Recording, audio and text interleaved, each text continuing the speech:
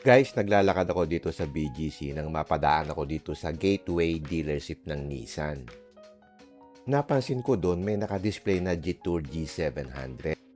Binitawan na pala ng Gateway itong Nissan dealership, kaya itong sa BGC magiging dealership na ng Jetour at saka nung Baik.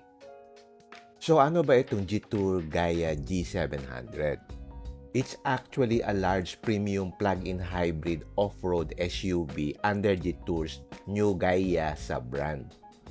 Gaia stands for Generation of All-Terrain Intelligent Architecture. Kaya yung premium line na nagpo-focus on electrified, luxury-capable SUVs. Para siyang densa ng BYD o kaya ito yung pinaka-Lexus ng Toyota.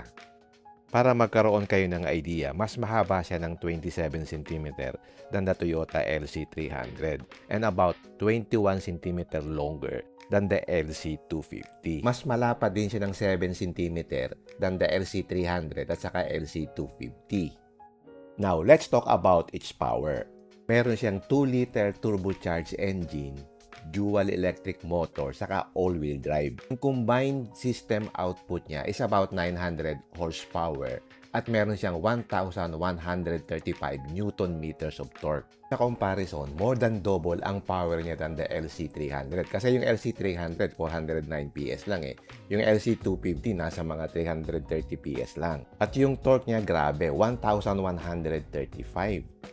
It's a plug-in hybrid with 1,200 kilometers na range. 900 mm yung water wading depth niya.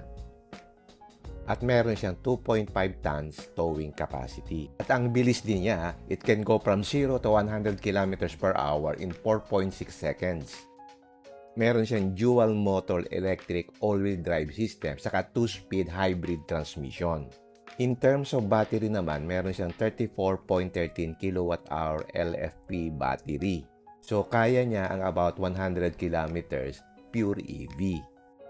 In addition, meron siyang fast charging capability up to 170 kilowatts. So, grabe ang power niya. Talbog si LC300 saka Nissan Patrol. Nilaunch siya sa MIAS at ang price is approximately about 4.48 million.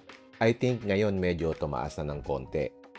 So, almost the same price level siya ng LC250. Pero mas mahal yung LC300 kasi 5.7 million yun. And I think yung hybrid ng LC300 is about 6.9 million.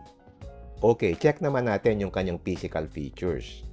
In person, mas malaki siyang tingnan and more aggressive than the LC250 and LC300. Meron siyang matrix LED headlight saka vertical LED DRL. Yung front pasa niya o yung kabuuan niya is more on the boxy side, which is nauuso ngayon. Kasi for many people, yung ganitong design is timeless.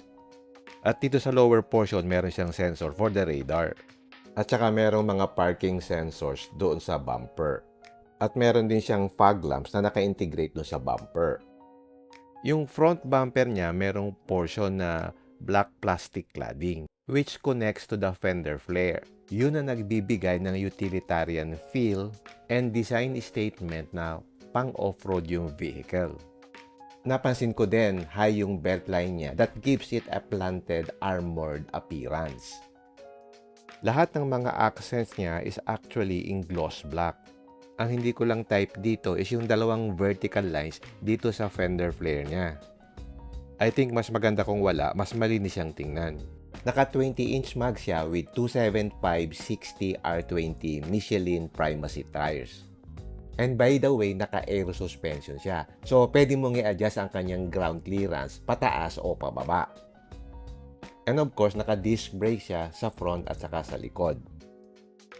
At ang pinakagusto ko dito, yung kanyang automatic na side step. Naka-integrate siya. Hindi siya halatang automatic na side steps. Makikita mo lang na meron siyang automatic na side step kapag ka inopen mo yung door at saka i-close mo yung kanyang door. Ang neat, di ba?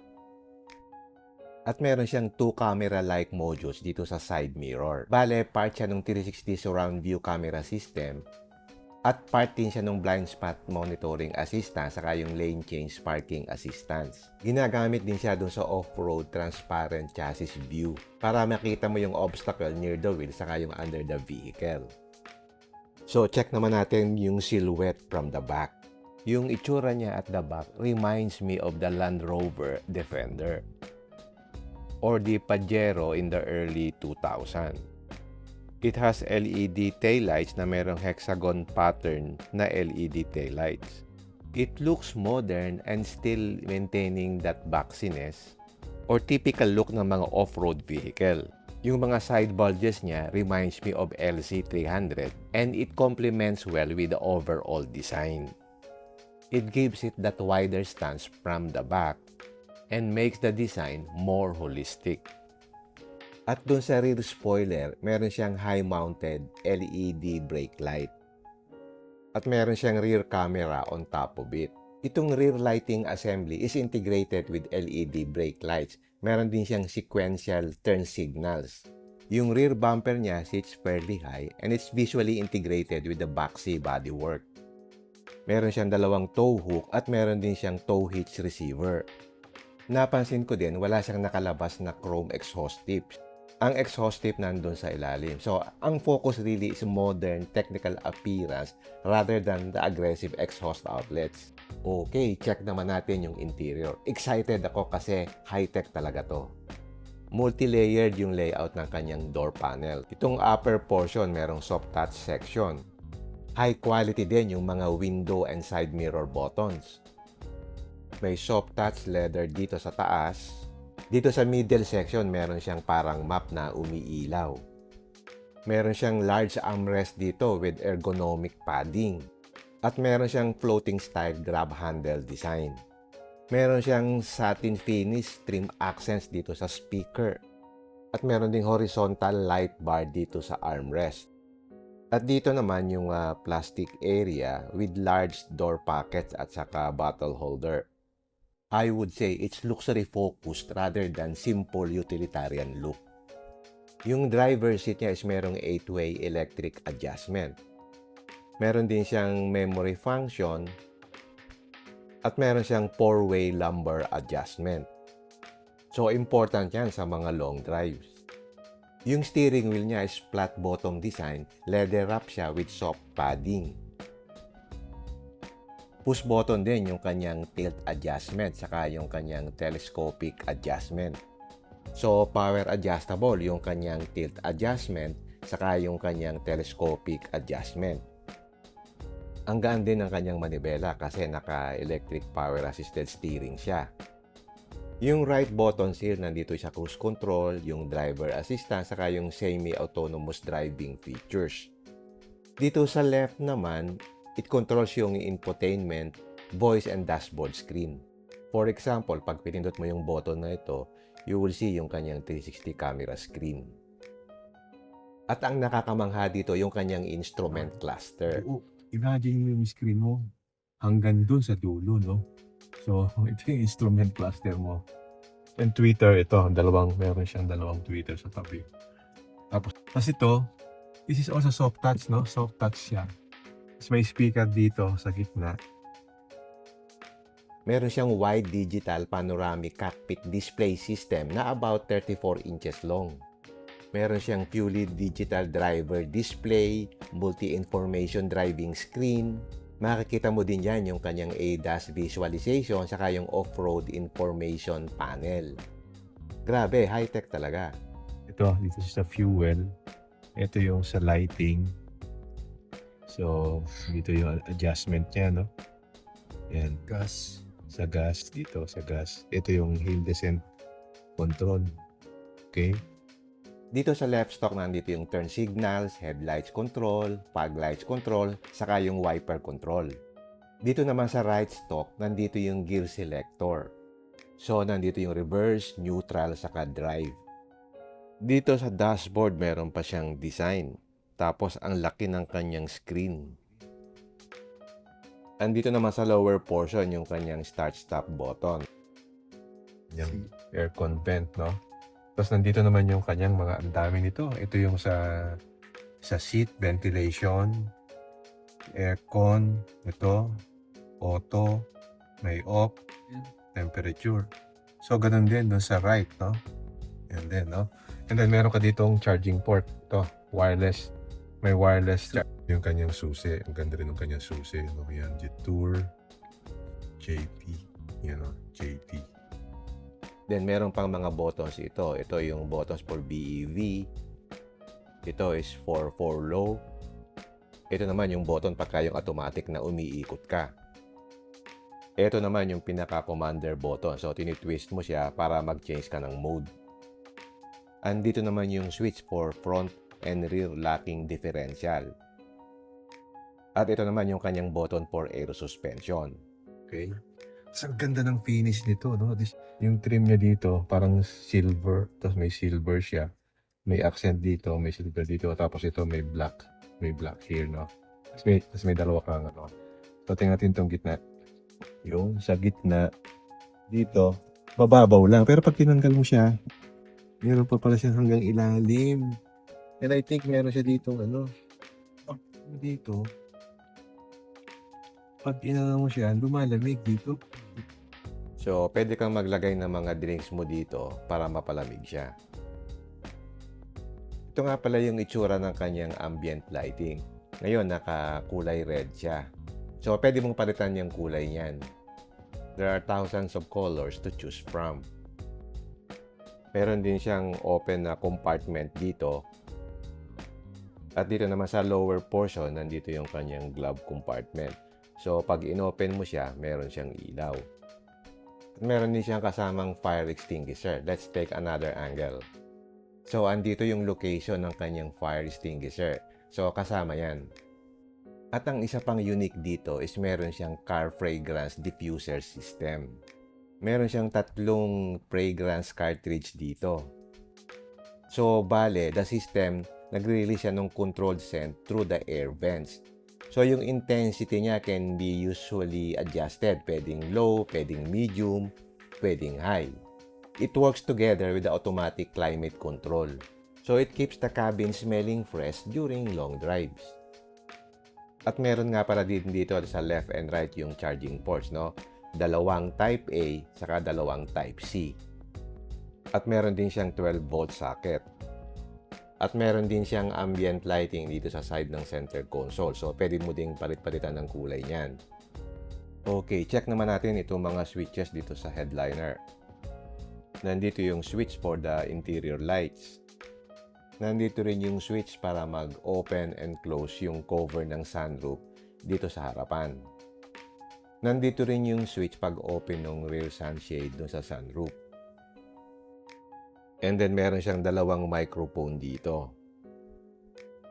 Okay, check naman natin itong sunshade kung meron siyang vanity mirror. So, pag in-open mo siya, meron siyang vanity mirror. Tapos automatic na meron siyang ilaw. Ganon din dito sa passenger side. Meron din siyang vanity mirror at saka yung ilaw.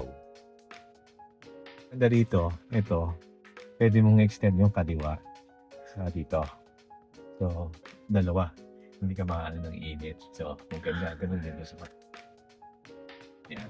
Tapos dito, instead na handle, meron siya nalagyan ng ito, may lagyan ng sunglass nandito. Yan.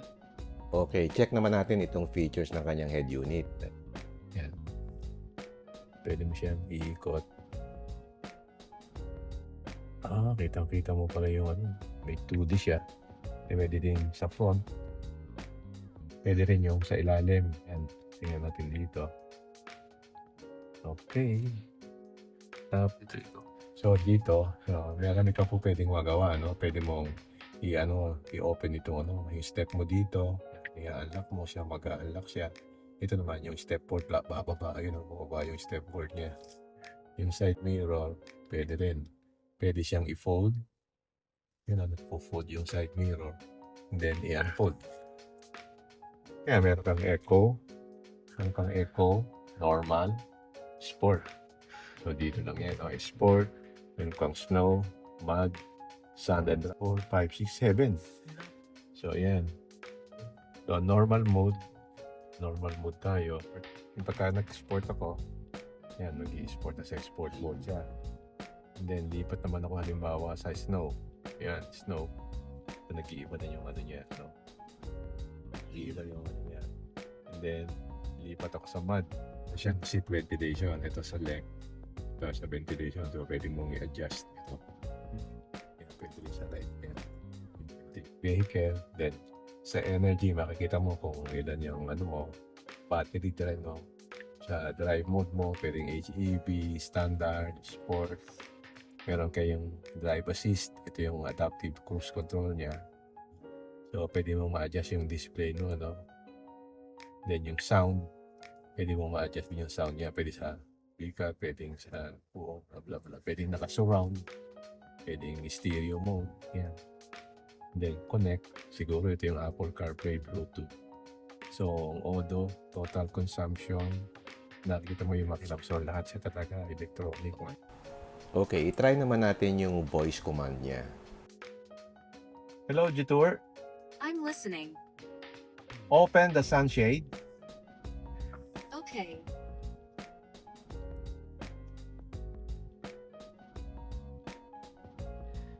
Okay, check naman natin itong sa second row seat kung ano yung itsura dito sa loob. So, ganun din yung luxurious design itong door panels dito sa likod. Meron kang ambient lighting dito, side pocket at saka bottle holder. Okay, check natin itong second row seat.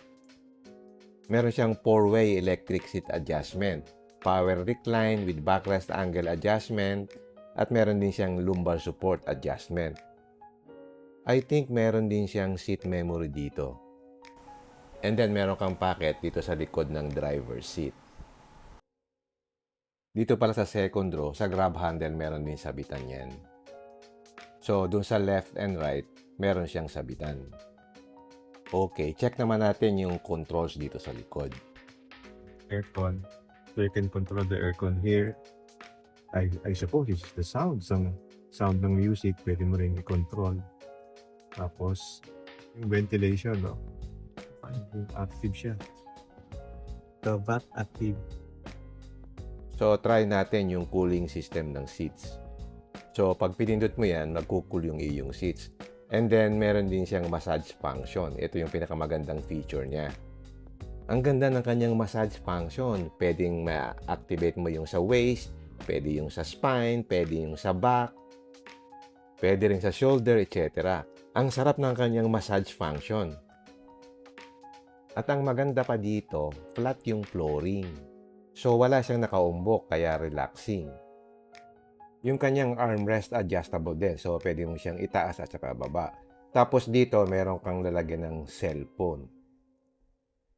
May charging port dito. So, kung magcha-charge ka ng cellphone, dito mo ilalagay yung cable. Meron din siyang cup holder dito, nandito sa armrest. Pag pinindot mo to, yan, lalabas yung kanyang cup holder. At meron siyang special feature dito sa right seat na ito. Ito yung tinatawag na VIP seat behind the front passenger. Meron siyang extendable ottoman o leg rest. So, pwede mo siyang i-recline para sa mas longer position. Meron siyang seat adjustment buttons, meron siyang recline and leg rest controls, saka yung climate adjustment shortcuts. So, pag pinindot mo yung button, mag-move forward yung front seat para magkaroon ka ng longer leg room. So, you can open yung kanyang ottoman. By the way, meron din siyang table dito sa likod ng seat na yan. So, pag pinindot mo itong button dito, magpo-fold itong front seat. So, kapag naka-fold na yung front seat, pwede mo na rin i-open yung leg rest. So, design siya so that yung passenger can basically relax like para ka bang nasa business class na airline while being driven. So, yan, kapag naka-open na yung leg rest, pwede mo nang ipatong yung paa mo. So, makaka-relax ka. And by the way, meron din siyang 17.3-inch fold-down rear entertainment screen. Pwede video playback, movies, MP4, streaming app. Meron din siyang USB media support. At meron siyang screen mirroring casting yung Android tsaka yung iOS. At meron din siyang games dito. So yung mga passenger mo sa likod can play games. Tamang-tama ito kung may kasama kang mga bata na to keep them entertained. Yung passengers can adjust yung volume, brightness, and media selection by touchscreen. At nakalink siya sa kanyang premium sound system. By the way, meron siyang 18-speaker Lexicon system. Meron din siyang comfort integration. So, makakontrol mo yung rear climate control saka yung seat recline and massage functions. Ang galing, para kang naka-private lounge. Dito sa second row, meron din siyang interior lights. Pe-press mo lang yan. And then, meron siyang microphone dito at saka yung aircon vent nandito sa side. So kahit meron siyang sunroof, maganda pa rin yung kanyang headroom. Overall, maaliwalas dito sa likod, especially kung naka-open yung sunroof. Try nating pakinggan ng konti yung kanyang Lexicon sound system kung maganda talaga siya. Ito yung sound niya.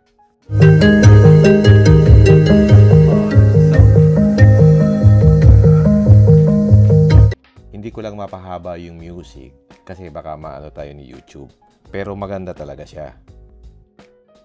Kahit stock lang, ang ganda ng sound niya. Okay, check naman natin itong third row. So, pwede siyang i-recline. Setup. Tapos yung headrest, pwede mo sa kakit yan. Yeah, yung headrest, manual yan. Kaya akyat. Manual sa Yun. Yun. Pag naka-manual, yun natin komportable siya. Pwede. Tama yung height niya at maganda yung thigh support. Pero medyo sumasabit ng konti yung tuhod ko dito. Pero pwede mo namang i-adjust yung second row. Meron siyang aircon vent dito. Malaki din yung glass dito sa likod at meron din siyang cup holder. And then meron din siyang speaker dito sa likod. I-try natin yung voice command while I'm sitting dito sa third row. Hello, G-Tour. Hello. Close the sunshade.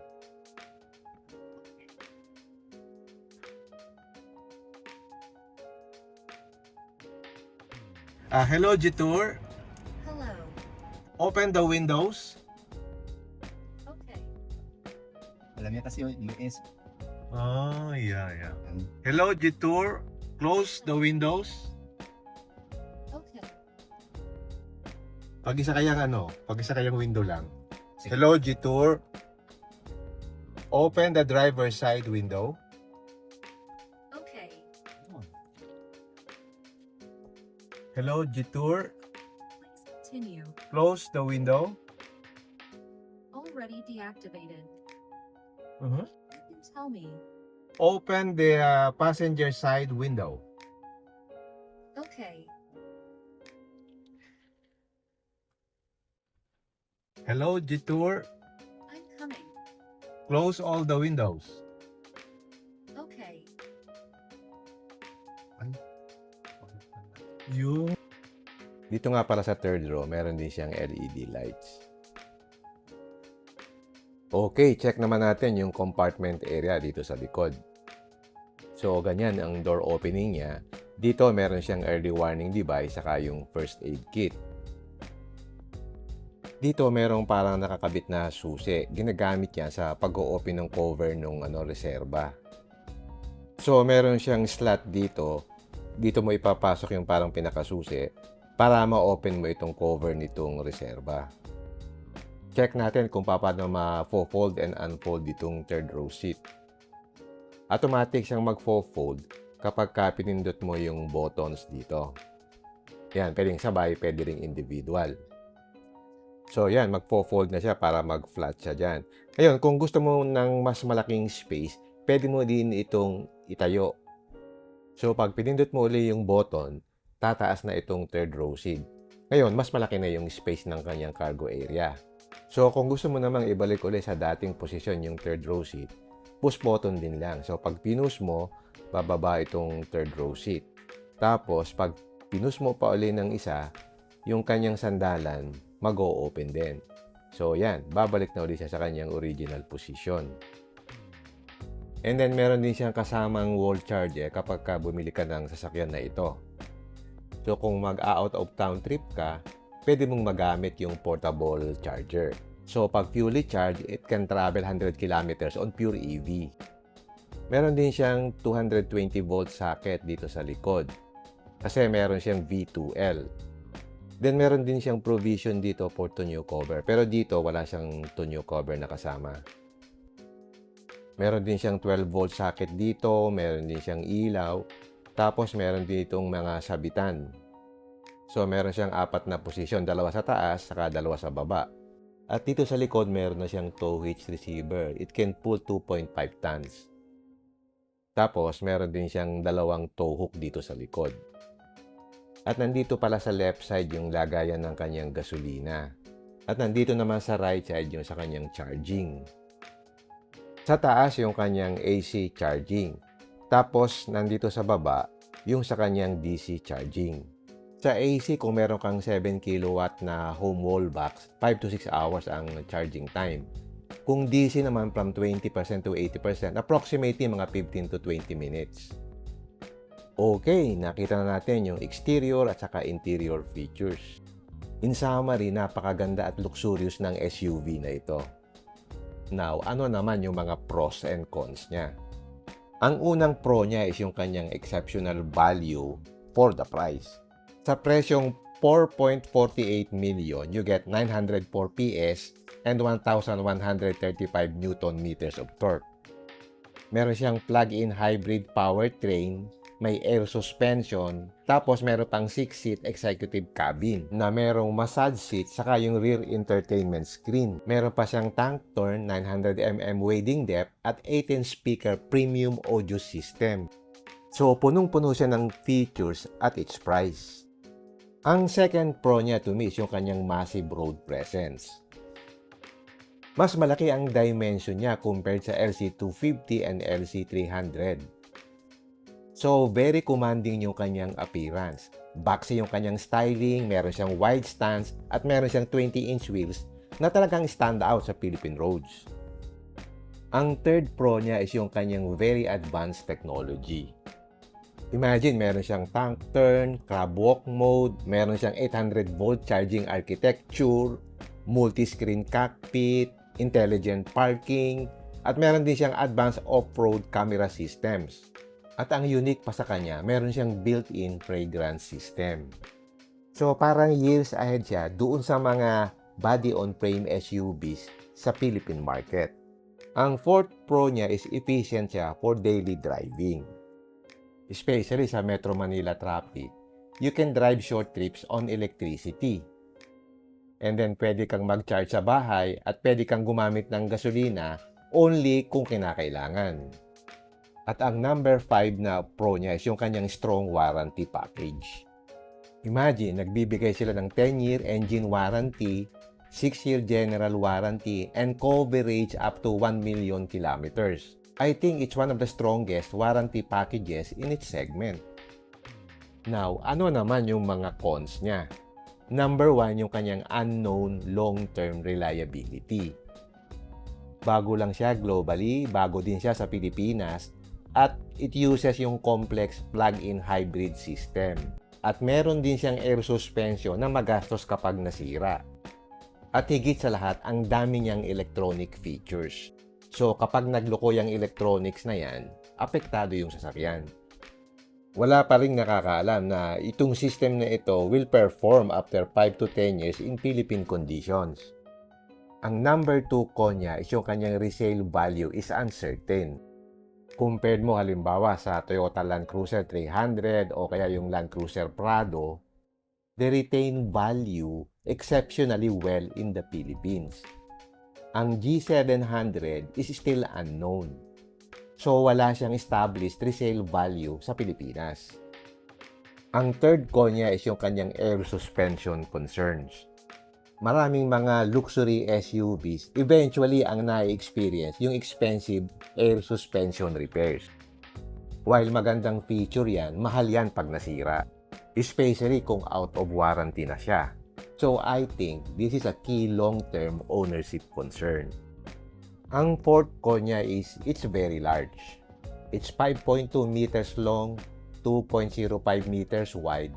So, mahirap siya sa mga narrow subdivision roads, tight Manila parking spots, at saka yung mga parking spots sa mga mall at saka mga lumang garahe. So, medyo challenging siyang i-drive sa mga tight spaces. At ang number 5 con niya is yung kanyang dealer and parts network. While nag-i-expand ang G-Tour sa Pilipinas, yung kanyang service and parts network is still mas maliit compared, for example, sa Toyota. So, yung long-term parts availability remains something to monitor. So, yan ang mga pros and cons niya.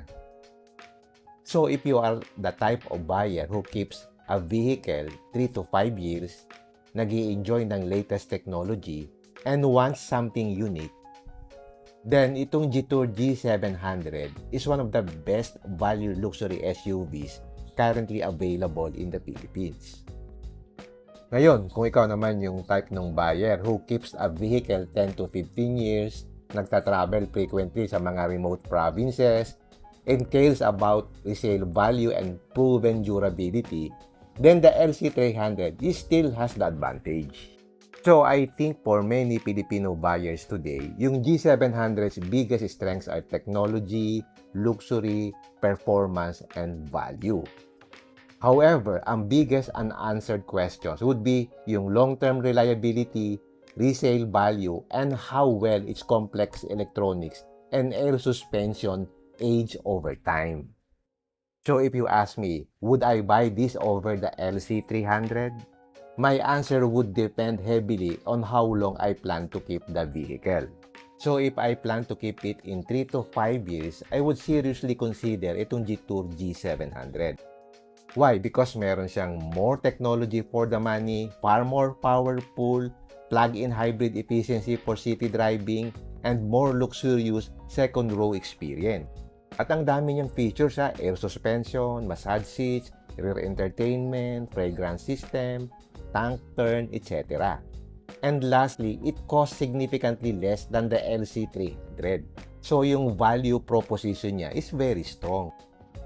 But if I plan to keep it 10 plus years, then I would choose the Toyota Land Cruiser 300.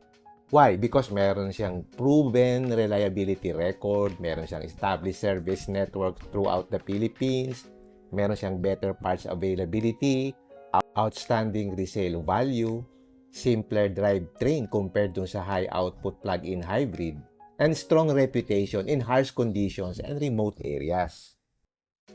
The LC300 has decades of Land Cruiser heritage behind it. Yung G700 doesn't have yet a track record. In summary, the LC300 is the safer choice, but the G700 is the more exciting choice.